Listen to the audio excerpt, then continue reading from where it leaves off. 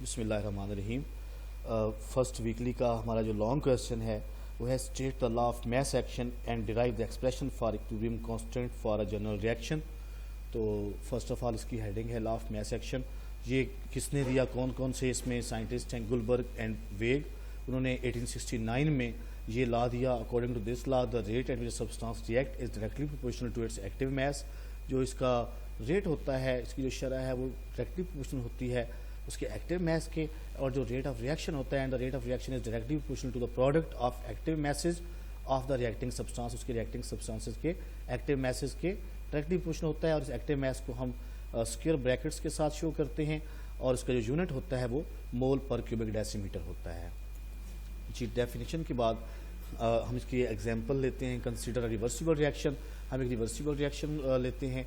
इसमें A plus B reactants को show कर रहे हैं, C प्लस टी प्रोडक्ट्स को शो कर रहे हैं, KF और KR लिखा है, जिसमें K कांस्टेंट है फॉरवर्ड रिएक्शन का और रिवर्स रिएक्शन है कांस्टेंट है रिवर्स रिएक्शन के। डबल एरो हेड आपके रिवर्सिबल रिएक्शन को शो करते हैं। ABCD जो है वो मोलर कंसंट्रेशंस हैं जिनका यूनिट मोल पर क्यूबिक डेसीमीटर होता है। और according to this law of mass action rate of forward reaction जो होता है वो डायरेक्टली प्रोपोर्शनल होता है A और B के प्रोडक्ट के molar concentration of the product of molar concentration of AB। और प्रोपोर्शनल साइन को ख़त्म करने के लिए हम इक्वल लगाते हैं और साथ में कांस्टेंट KF लगाते हैं और A और B एज इट एज आते हैं। जब हम रिवर्स रिएक्शन की बात करते हैं तो रिवर्स रिएक्शन जो होता है वो डायरेक्टली प्रोपोर्शनल होता है CD के, और इसके प्रोपोर्शनल साइन को ख़त्म करके हम लोग इक्वल लगाते हैं और साथ कांस्टेंट लगाते हैं और R लिखते हैं फॉर रिवर्स रिएक्शन। बाकी C और D एज इट एज। तो KF और KR जो हैं ये प्रोपोर्शनैलिटी कांस्टेंट्स हैं जिन्हें स्पेसिफिक रेट कांस्टेंट्स भी कहते हैं।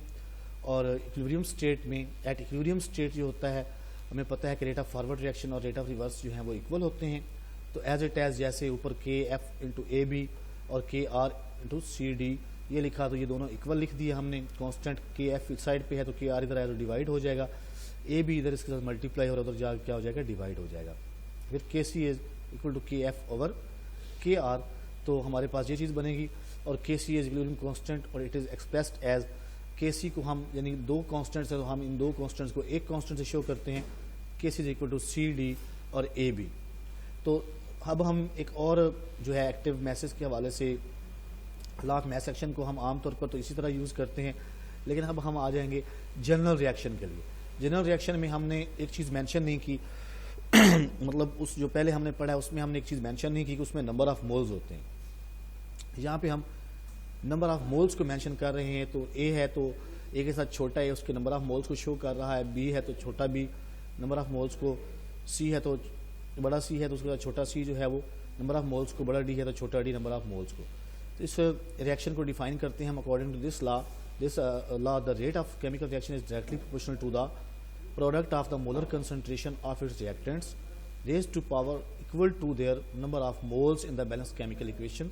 बाकी मेरी डेफिनेशन सेम है, सिर्फ हमारे पास जो रेट लिखा जाएगा उसमें जो नंबर ऑफ मोल्स हैं उसके क्या बन जाएंगे जी, ये पावर बन जाएंगे।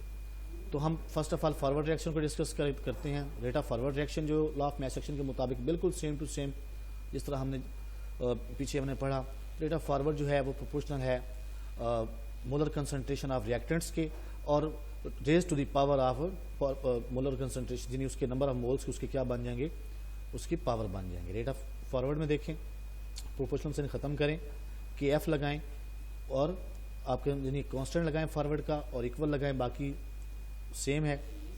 इस तरह से हमारे पास जो RR शो होता है वो रिवर्स रिएक्शन के लिए होता है, यानी रेट ऑफ रिवर्स रिएक्शन के लिए RR होता है। ठीक है जी, तो इसमें हम CD इसके प्रोडक्ट्स को मोलर कंसंट्रेशन को इस तरह लेंगे और इसके नंबर ऑफ मोल्स को उसकी पावर बना देंगे। ठीक है जी, तो बैलेंस केमिकल इक्वेशन में हम लिखते हैं RR को प्रोपोर्शनल टू CCDD और इसके रेट ऑफ रिवर्स रिएक्शन में प्रोपोर्शनल साइन हमारे पास इक्वल में चेंज हो जाएगा, साथ में हमें एक कांस्टेंट लगाना पड़ेगा जिसे इस तरह शो करेंगे। फिर KR is the rate constant for the reverse reaction. We know that at equilibrium state the rate of both the reactions are equal। हमें पता है कि रेट ऑफ फॉरवर्ड और रेट ऑफ रिवर्स दोनों इक्वल हैं, तो RF is equal to RR लिखेंगे यहाँ पे। वो लिखने के बाद हम जो RF की वैल्यू निकाली थी और RR की वैल्यूज़ वो पुट करेंगे, बिल्कुल सेम कांस्टेंट साइड पे कर लेंगे और जो मोलर कंसंट्रेशन है उनको एक साइड पे कर लेंगे। ये मल्टीप्लाई हो उधर जब डिवाइड हो जाएगी, KR उधर मल्टीप्लाई हो रहा है तो इधर आके डिवाइड हो जाएगा। K C is equal to C C D D A B B, इस तरह आ जाएगा।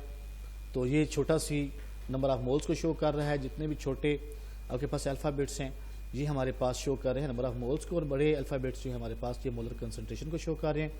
K C is equal to K F over K R is called equilibrium constant. हमारा ये लॉन्ग क्वेश्चन कंप्लीट हुआ।